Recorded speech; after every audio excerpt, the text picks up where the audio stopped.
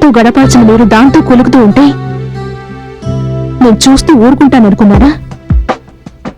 మీరు ప్రతిరోజు ఆలస్యంగా రావడం, మాటకు ముందు నాతో అబద్ధాలు చెప్పడం, ఆఫీస్ టైంలో ఆఫీస్లో ఉండకపోవడం, మీరు చెప్పే ప్రతి మాటని నేనెప్పుడూ నమ్ముతూనే ఉండేదాన్ని. కానీ ఆ రాత్రి రెస్టారెంట్ నుంచి వచ్చిన తర్వాత మళ్ళీ ఆఫీస్కి వెళ్ళాలని చెప్పినప్పుడు నాకెందుకో అది నమ్మాలనిపించలేదు. అందుకే నేను మిమ్మల్ని ఫాలో అయ్యాను. మీరు లీల ఇంటికి వెళ్ళడం చూశాను. నేను మీ ప్రతి మాటను గమనిస్తూ వచ్చాను.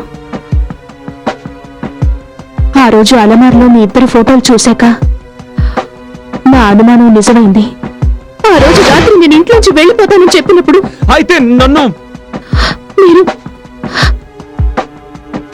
నా నుంచి చాలా దూరం వెళ్ళిపోయారనిపించింది. నా మనసు విరిగిపోయింది. కానీ నా కాపురం చెడిపోవడం నాకు ఇష్టం లేదు. అప్పుడు నేను నిర్ణయించుకున్నాను, లీలను కలవాలని. నేను తనకి ఫోటోలు చూపించాను, నచ్చ చెప్పాలని ప్రయత్నించాను, మనిద్దరి మధ్య నుంచి వెళ్ళిపోమని చెప్పాను. కానీ తను నేను చెప్పిన ఒక్క మాట పట్టించుకోలేదు. పైగా నేను ఇంటి నుంచి వెళ్ళిపోమని చెప్పింది. లీలా, నేను తనకి ఎంతో నచ్చ చెప్పాను, కాళ్ళ వేళ్ల పడ్డాను, నా బిడ్డ భవిష్యత్తు గురించి ఆలోచించమన్నాను. ఎంత బతిమాలుకున్నా తను ఏమాత్రం కనికరించలేదు. పైగా నేను నిన్ను సుఖపెట్టలేకపోతున్నానని, అందుకే నువ్వు దాని దగ్గరికి వెళ్తున్నావని, మన పవిత్రమైన బంధాన్ని అపవిత్రం చేసింది, మనిద్దరిని విడదీస్తానంది. దాంతో నేను తట్టుకోలేకపోయాను. నేను చేసిన నేరానికి నీకు శిక్ష పడుతుందని నేను ఊహించలేదు.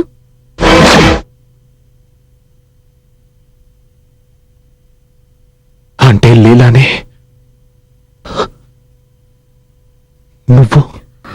అవును, నేనే. లీలావతిని హత్య చేసింది నేనే. కానీ అది అనుకోకుండా జరిగింది. అది హత్య జరిగిన రోజున ఏం జరిగిందో మీరు కోర్టులో చెప్పాకే నాకు అర్థమైంది. అవునది నీకు నా మీద ఎంత ప్రేమ ఉందో నువ్వు చెప్తుంటే నాకు నీ మీద 1000 రెట్లు ప్రేమ పెరిగింది. అప్పుడే నిర్ణయించుకున్నాను, ఒక భార్యగా భర్తను రక్షించుకోవడానికి ఏదైనా చెయ్యాలని. చంద్రవర్మ కోసం గాలించాను, అతని బలహీనతను పసిగట్టాను. ఇక్కడికి రావడానికి ముందు నేను నీ గురించి పూర్తిగా తెలుసుకునే వచ్చాను. పేరు చంద్రవర్మ, ముంబై నుంచి వచ్చావు. వృత్తి చూస్తే ఫోటోగ్రాఫర్వి, కానీ వ్యాపారం బ్లాక్ మెయిలింగ్, అది చట్ట విరుద్ధమైనది. నువ్వేమనుకున్నావు? నువ్వు నా కాపురాన్ని చెడగొడితే నేను నిన్నంత తేలిగ్గా వదిలేస్తాననుకున్నావా? నీకిక 2 మార్గాలున్నాయి. జైల్లో ఊచలు లెక్క పెట్టడం, లేదా అప్రూవర్గా మారడం.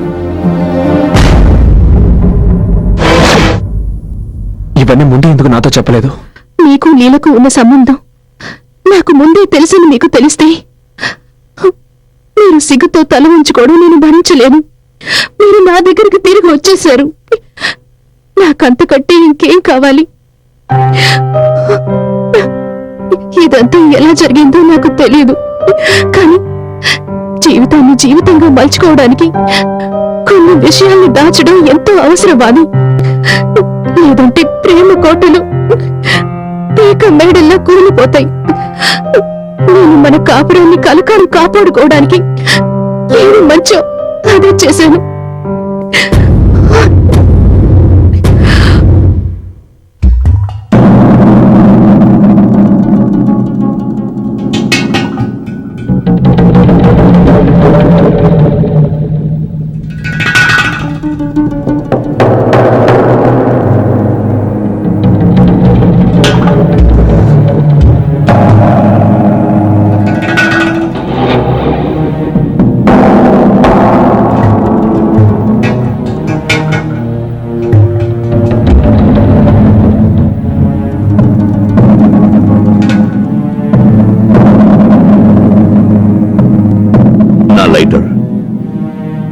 తప్పుడు టైంలో సిగరెట్ వెలిగిస్తాను,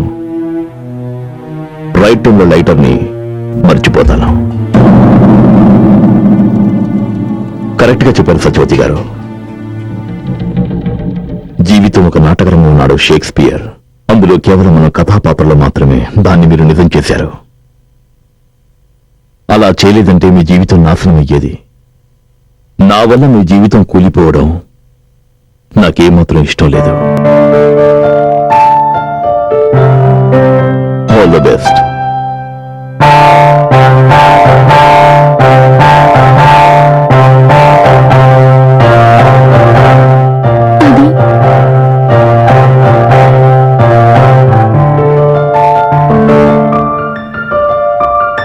సారీ అది.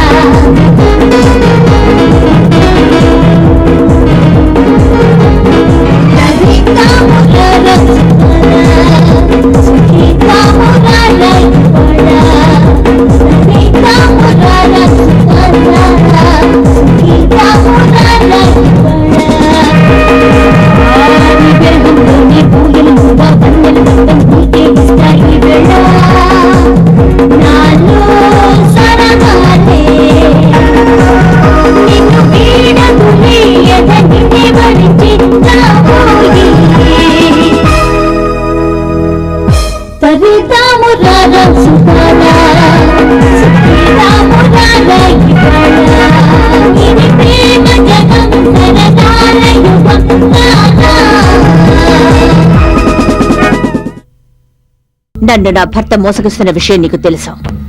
What non sense. అతనికి ఎవరితోనో అఫైర్ ఉండేది కదూ? లేలా నువ్వు ఏదో. అవునా కాదా?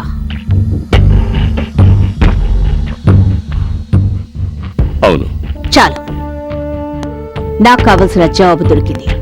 నాకది చాలు. మరొక మాట, కంపెనీ పబ్లిసిటీ ఇన్ఛార్జ్ నువ్వే కదూ? అవును. నేను డిజైన్స్ చూశాను.